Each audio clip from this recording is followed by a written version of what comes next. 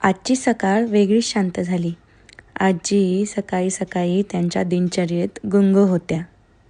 आजींच्या या पेटीमध्ये बुक्का, छोटासा आरसा, गंधगोळी, त्यांची ज्ञानेश्वरी, हरिपाठ आणि डोक्याला लावण्यासाठी, बुक्का लावण्यासाठी वा गंधगोळी लावण्यासाठी त्यांची एक छोटीशी काडी आहेत.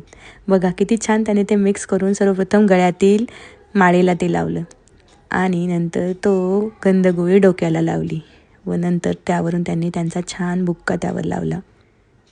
हे सगळं आवरून झाल्यावर आजी तुळशीपाशी गेल्या. तुळशीला पाणी अर्पण केलं व नमस्कार केला. हे सगळं पाहण्यात एक वेगळंच समाधान वाटत होतं, आनंद वाटत होता. पुढे आजींनी त्यांचा हरिपाठ काढला व त्या ते वाचत बसल्या.